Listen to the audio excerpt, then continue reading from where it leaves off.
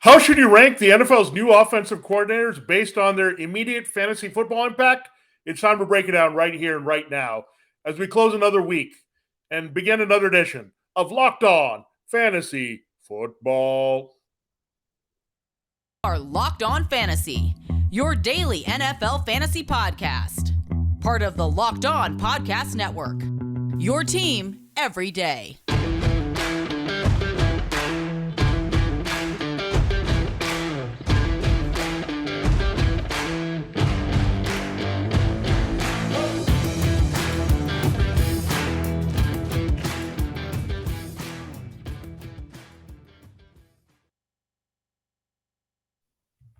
Greetings, everyone, and welcome to another edition of the Locked On Fantasy Football Podcast. As usual, I'm your host, Vinnie Iyer. When I'm not doing this, I'm writing about NFL and fantasy football for sportingnews.com. We've talked about we're in the NFL quiet period after the draft, after the schedule release.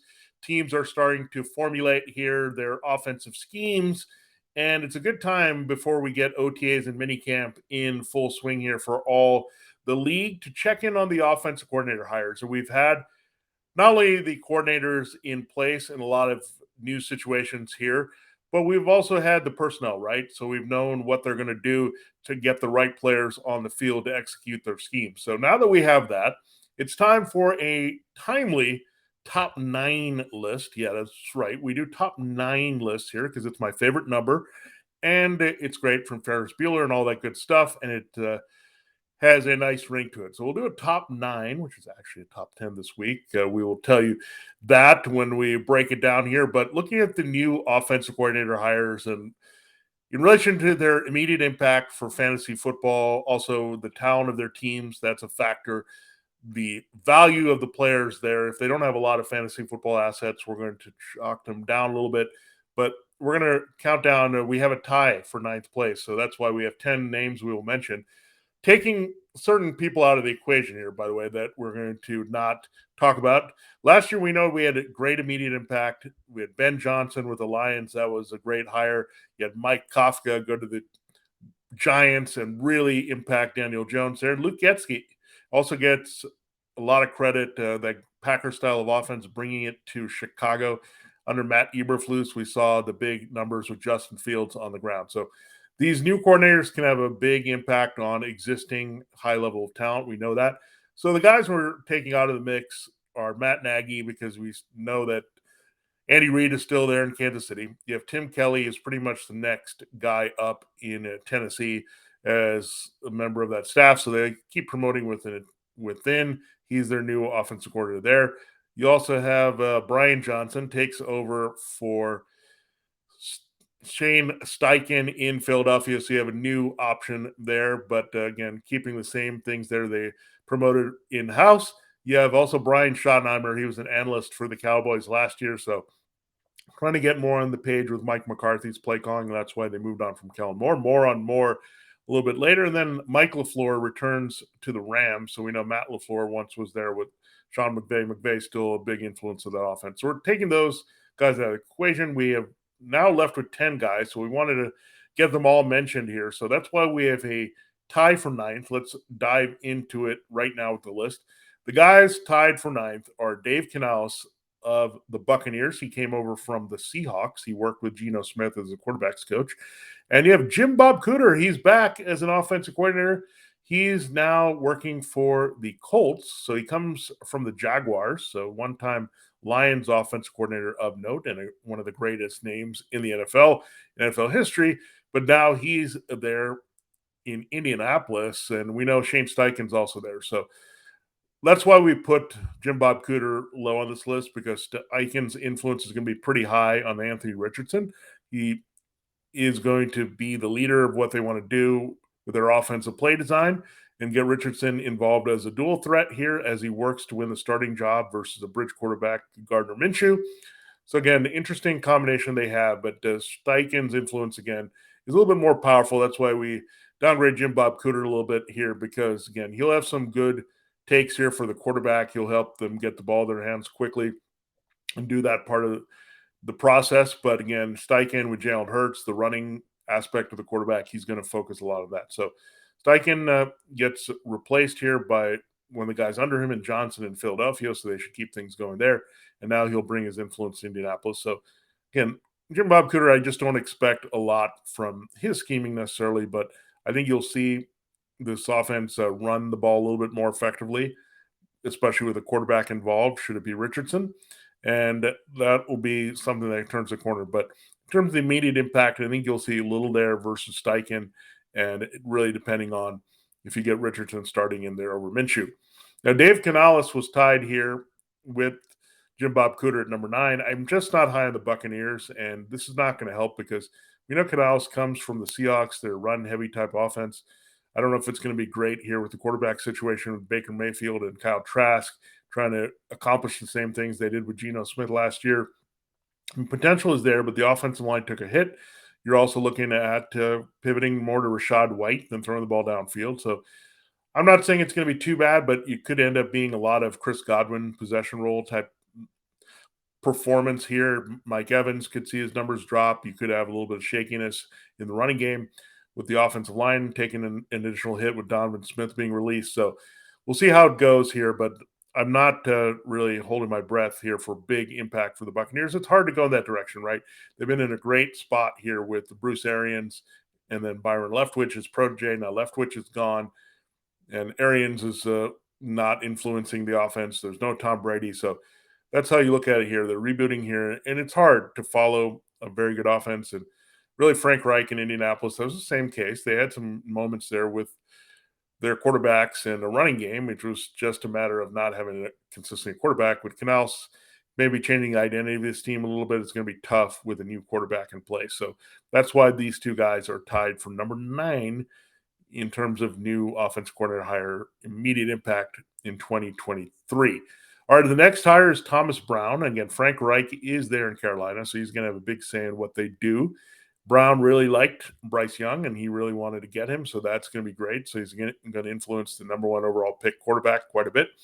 So Young is going to be helped quite a bit by Brown and Reich, and I think Brown coming over from the Rams. You got Reich working with some pretty good quarterbacks and different quarterbacks, including Philip Rivers and Andrew Luck before they got into the Matt Ryan and Carson Wentz mess there in Indianapolis. So again, 2 good influences there. I think it's going to be a bit balanced here. So I just don't see maybe big offensive numbers around Bryce Young. I think Young could be viable as a QB2 with some upside, but we'll have to see how it plays out with Miles Sanders. If he does indeed catch passes a little bit more, do they treat him as a workhorse? Some question marks there and how they use their 3 receivers, Adam Thielen, DJ Chark, and Terrace Marshall Jr. So some questions there. I'm not saying I'm not confident about the Panthers, but I think in relation to some of the other offensive coordinator hires, it's more of a transitional just to get everyone settled and teaching type season here versus scheming for that big production. All right. The last coordinator we'll talk about in this segment is my number 7. That is Bobby Slowik of the Texans. He comes over from the 49ers along with his new head coach, D'Amico Ryans. And look, it's good for CJ Stroud. He's a pocket passer, get the ball out quickly, rely a lot on the running game. This is good for Dameon Pierce to some degree, but we also know we don't get a lot of fantasy impact from the quarterback in these situations, more facilitating. We're not quite sure also where they're going to go in the passing game consistently. You have some options. They do like Tank Dell as a playmaker to watch, but he's a rookie. You also have Robert Woods, the veteran. What are they going to get out of him here in this situation? I think you'll see more work to Dalton Schultz, the tight end, the new free agent addition there. So, look, he'll have a good impact. I just think having a rookie quarterback in the same case with Jim Bob Cooter, with Richardson, Brown with Young, Slowik with Stroud, I think there's a little bit of capped production performance there that's going to be there. So I think you look at Slowik, I think this 49ers style of offense will be nice. Again, it'll particularly help Dameon Pierce in the running game and the zone blocking that comes with it, especially still having Laramie Tunsil up front. So those impacts will be there, but I think it'll be slow, no pun intended, to get CJ Stroud to put it all together in a complicated but very quarterback favorable system. All right, we still need to look at the top 6 coordinator hires. That covers now the bottom 3/4 with a tie at 9th. There, we will get to all those hires. So counting down all the way to number 1 among those hires, a lot of big names and some teams flopping players and coaches. So we'll see how that plays out for them here in 2023. If you haven't tried Built Bar, you got to. You're looking for a delicious snack, but don't want all the sugar and calories, then you need to try the best tasting protein bar ever. That's right. It's Built. You got to try these. And if you're like me and you want to make healthier snack choices, but you don't want to compromise on taste, this is just the thing for you because Built Bars, Built Puffs are healthy and taste amazing. Seriously, they taste so amazing you won't think they're good for you. You got to try them now if you haven't. What makes Built Bars and Puffs so good? Well, for starters, they're all covered in 100% real dark chocolate. That's right, real chocolate. And you can count on unbelievable flavors all across the board: churro, peanut butter brownie, cookies and cream, just to name a few. I'm not sure how Built does this, but these bars taste like candy bars while maintaining amazing macros. What's even better, that they're healthy for you, only 130 calories and 4 grams of sugar with a whopping 17 grams of protein you'll find in a bar. And now you don't need to wait to get a box. For years, we've been talking about ordering Built Bars at Built.com only, but now you can get them right down the street at your local Walmart or Sam's Club. Well, you can still get those specialty flavors you like when they come out at Built.com. That's right. If you head to your nearest Walmart today, you can walk to the pharmacy and grab yourself a box of Built Bars. You can pick up a 4-bar box of cookies and cream, double chocolate. You can get those in bars or the classic coconut puff. If you're close to Sam's Club, make sure that you get a 13-bar box to get your Built Bar fix in there. They have great puffs available as part of their hit flavors, brownie batter puff and churro puff. You can thank me later, but you'll be excited however you get your Built Bars, whether Built.com, at Walmart or Sam's Club, to have them ready, and it's a good time. It's the summer. We're doing more activities, being outside. You want a protein bar that's going to be reliable and taste great. And nothing more amazing there than Built Bars and Built Puffs. Built.com and your local Walmart and Sam's Club. All right, it's time to continue the show here on Locked On Fantasy Football, and we'll count down all the way to the number one offensive coordinator hire in terms of immediate impact for fantasy. These are the best things we're looking for in short term to improve the production chances of the skill players there. We are up to number 6. This is Bill O'Brien of the Patriots. He has that solid 2 tight end system. And we know they added a Penn State tight end. That's where O'Brien used to coach. Mike Gesicki. He joins Hunter Henry. They move on from Jonas Smith, who was not getting the job done for them and not being able to stay on the field. So maybe more 12 personnel here to help Mac Jones. I think it's needed. They need to shake things up, maybe get better in the blocking game here. And having these 2 guys are very good there. Gesicki, not much of a blocker, but Hunter Henry, very reliable in that area. So it's a good complementary combination here of blockers. So Brian can definitely have an impact on Mac Jones and the running game. So probably pretty good for him at QB, and Ramondre Stevenson running back. Wide receivers, not so much. I think they could curb those guys' routes and production a little bit more, given the limitations of that position beyond Juju Smith-Schuster. So again, some innovations will be there. They're going to help Mac Jones. They're going to help the running game, and pretty decent impact. But again, we don't have too much higher to go. I think Stevenson is already a lead feature type back with his production. Anyway, Jones is still going to look at a QB2. So we're limiting the impact there of O'Brien. I think he'll more stabilize the veteran offense here, that young veteran, I should say, there, with Mac Jones having a few seasons under his belt, and kind of work on that, clean things up, be more efficient, but not necessarily going to translate into big fantasy numbers, just like we saw with the previous 3 teams on this list. Now, Joe Lombardi comes in 5th. He goes from the Chargers, where he was let go after a season of disappointment there. A lot of injuries really held back the Chargers offense last year more than maybe anything else, but the Saints reunion happens in Denver with Lombardi joining Sean Payton, his former head coach. So trying to install a lot of the Payton tendencies here. That means running the ball pretty well, getting good usage of the tight end, stretching the field with a particular player. That's why they got Marvin Mims, having some depth at wide receiver to have versatile sets inside and outside. And again, having the pop at tight end, it's going to come down to Greg Dulcich and the former Saint Adam Troutman. What can they do there? But Joe Lombardi, again, I thought he was pretty decent for the Chargers. I just think they could have been a little bit more explosive. And what he brings, however, to Russell Wilson and this offense is just clean things up. And that's sometimes the guy you need. We're going to be more rhythmic about your passing, get the ball out quickly, use your dump offs to Javonte Williams. Hopefully he's healthy for this offense to have a big impact here. So I think definitely that's a takeaway. Joe Lombardi's always been very effective on the backs there and their production, especially in the passing game. So that's good for not only Javonte Williams, if he can return healthy at full speed here, as we expect, but also Samaje Perine, who's good in those capacities here for the Broncos. So I think you'll see a little bit more short to intermediate passing, get the ball out of hands of Russell Wilson. He's been holding it too long, taking the sacks. They need to change his mentality a little bit if Wilson's going to have a much better season. I think he would probably listen a little bit more given how disastrous it was with Nathaniel Hackett last year. So that's why we're putting Joe Lombardi there. He's going to try to clean things up, but a lot of it is based on what Wilson is willing to compromise there and handle in the new scheme. All right, at number 4 among the new offensive coordinator hires, these are just guys that weren't in-house promotions or guys that are not necessarily going to have a big impact on plays. We have to call it for Eric Bieniemy. Now, he wanted to leave the Kansas City Chiefs because he just wasn't getting a chance to call plays. We saw that with Mike Kafka. He was the quarterback's coach. Then he transitioned to the Giants last year and he got that opportunity. Bieniemy is looking for the same opportunity because Andy Reid is in charge there. So we'll see if Matt Nagy gets another chance out of Kansas City now, taking over the OC role. But Bieniemy wanted to spread his wings a little bit. Ended up in a pretty good situation here as the Commanders parted ways with Scott Turner. So more West Coast to philosophies here that are tied to getting the ball to quarterback's hands, getting it into the receiver's hands out of the backfield. That's Antonio Gibson working a little bit more. Bieniemy is a former running back at the University of Colorado, who's a pretty good star there. So he's going to focus a lot on the running backs, get those guys right, find the right way to use the combination of Gibson and Brian Robinson Jr. He's going to be whispering Sam Howell a little bit, get that connection revved up between his clear-cut go-to guy, Terry McLaurin. That's how peppered him with targets late last year. So the enemy's going to have an impact. He's just going to say, look, here's a talent on the field. Here are our strengths. We're going to tap into those and really help out the running backs be very effective in dual threat roles here.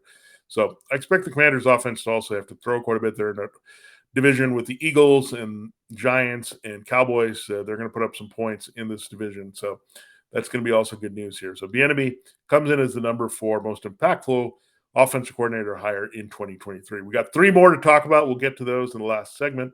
Thanks again for making Locked On Fantasy Football your first listen every day. Subscribe and follow for free wherever you get your podcasts. We're part of Locked On Podcast Network, your team every day, your fantasy football team every day. And yeah, we're breaking down things here, and we'll be with you all off season long. We'll have this series of top 9 lists. We'll have that continue. Then eventually we'll look at all 32 teams, answer the 3 core questions we have related to fantasy football for all of them. So looking forward to that, doing that again. Last year we had a lot of success with it. So breaking down, giving a complete look at team, a different way to preview all these teams. So we'll do that as we get closer to training camp here on Locked On Fantasy Football. All right, it is time to close the show and look at the top 3 offensive coordinator hires overall here in terms of what they can bring to a team in terms of fantasy football production that we're looking for. That's ultimately what we want, the better stats all around in the passing and running games. Nathaniel Hackett did that just by his presence. It was not very pretty in Denver, but we know that he gets results with Aaron Rodgers, and they're reunited with the Jets. It was clear that that move was made to make sure that Rodgers would want to be traded to the Jets. So Hackett and Rodgers reunited again, and it feels so good. So I really trust Hackett again, working with Rodgers, a good history there. I just don't think Hackett and Wilson saw eye to eye at all. The Broncos, that's why they replace him and go with Lombardi even as the head coach. And maybe the head coaching role was a bit complicated. Here, Hackett doesn't have to do that. He can work under Robert Saleh there, who's taking care of the bigger picture type things here for the Jets. So that's good news for Hackett. He can just focus on his offensive scheming and really take advantage of that. So I look at Breece Hall and Garrett Wilson, points their arrow up here with Aaron Rodgers. Let's hope both of those guys are fully healthy here. Corey Davis has a little bit of relevance. I think he'll make good use of Randall Cobb. They'll backfield well with what they have now. So love that they have Zonovan Knight and Michael Carter, but got a little bit of help there as well in the draft. So really looking at the Jets having a very impactful offensive season. Again, they had nowhere to go but up from the Zach Wilson disaster from last year. And Mike LaFleur also didn't fit well there. So LaFleur, Matt's brother, ends up back in Los Angeles. Hackett goes here. So really good news here for the Rodgers overall production initially in New York. All right, 2 more. Only 2 more have greater potential impact than Nathaniel Hackett. One is Todd Monken of the Ravens. They were getting a little bit stale with that Greg Roman type of offense. It was great for a while in Lamar Jackson's early part of his career, but they got to protect him a little bit better. And they're also going to create better running lanes for him. So are expecting a spread attack here. That's why they added so many wide receivers: Odell Beckham Jr., Nelson Aguilar, a first-round pick on Zay Flowers, adding them to Rashad Bateman here, James Prochet, and all these other guys that are still on the roster for them. So Ravens loading up at receiver. That's going to maybe signal they're going to go away from these two tight end sets a lot with Mark Andrews and open it up in 11 personnel with 3 wide receivers. So maybe Ravens are just looking just like these other teams that got run heavy that, okay, we need to open up the offense. We have a quarterback that still has a pretty strong arm. If we spread it out, we'll also create some external and internal running lanes here for Lamar Jackson. So it's going to help him for sure because they'll have a running game that can run against weaker fronts that are not going to be able to stack the box there and not be able to spy Lamar Jackson as easily, especially if you have J.K. Dobbins lining with him in the backfield. They have pretty good weapons, we know, beyond Andrews. And we talked about their additions in Flowers and Beckham and Aguilar. But how about, again, going out and saying, okay, Monken, we're going to use these receivers a little bit better and have Rashad Bateman play better. So I like that for sure. I think the Ravens will open things up. There's a higher upside for Jackson as a runner and a passer now that he's locked and loaded with his long-term contract. So love the hire of Todd Monken. He's innovative. He's going to get the job done with different styles of offense. He's going to adjust very well to defenses. So love the hire of Monken. Only one more was better than that. And yes, it was literally one more. It is Kellen Moore, number 1 offensive coordinator hire here in 2023. Why do I like Kellen Moore so much? Well, look at the numbers that you had with Dak Prescott. He was big time when he was healthy there in this offense. That he's going to open things up. He's going to be great influence on Austin Eckler like he was on Tony Pollard last year. You're going to have Justin Herbert feel more confident to push the ball downfield and just be aggressive as a passer and runner in general. So that's good about Kellen Moore. I think Moore sometimes didn't sit well with Mike McCarthy because they wanted to be a little bit more conservative, protect their defense. But Moore's going to attack. We know the numbers can be there in the passing and the running games. He's one of the smarter young offensive minds still in this league. I think it's an upgrade from Joe Lombardi or getting that hire for this team. So I'm really excited here what Kellen Moore can do because, again, Herbert, Dak Prescott, you can just ask him the great influence that Moore had on him. You have Eckler. I think he's going to make good use of the new receiver, Quentin Johnston. They're out of TCU. So Moore's just all over it. Again, open things up. That's what you're going to get from Monken and Moore. That's why they're the top 2. That's what you want to see. Offenses that had some potential, like the Ravens there and the Chargers, but now streamline it a little bit. Explosive plays, those type of things, you'll see those come in bunches a little bit more. And I think you'll get also that balance where you can get big plays in the running game as well as the passing game. So love these 2 hires. The M's have it. Todd Monken, Kellen Moore as your 2 best new offensive coordinator hires in 2023, rounding out this list. So going back down it, we have Dade Canales of the Buccaneers, Jim Bob Cooter of the Colts. They tied for 9th place here. Number 8 was Thomas Brown, working under Frank Reich and the Panthers. You have Bobby Slowik taking over that 49er stall offense for the Texans at number 7. Bill O'Brien comes in at number 6 with his 2 tight end concepts returning to New England. Then you have Joe Lombardi trying to be the Russell Wilson whisperer with Sean Payton at number 5. Eric Bieniemy getting a chance to call plays with some pretty good offensive talent led by Antonio Gibson at number 4 for the Commanders. Number 3, Nathaniel Hackett in the Aaron Rodgers era for the Jets. Number 2, Todd Monken taking over to try to add more explosiveness to the Ravens offense. And finally, Kellen Moore just trying to get better use out of Justin Herbert with high volume here in 2023. So there you have it. There's a look at the 9 offensive coordinator hires that we like the most, counting down. So pretty much covered all of them that were qualified for this list here. But yeah, we went through really 10 names and what you can expect from all these offenses as well, which is the most important thing when we look at it overall in fantasy football. What are you going to get? What does it mean for some of the players that are there? And we'll find out more and more as these installs go through in OTAs and mini camps. Thanks again for making Locked On Fantasy Football your first listen every day. This has been Vinnie Iyer. Have a great weekend, and we'll check you out with another top 9 list on Monday. Be safe, everyone.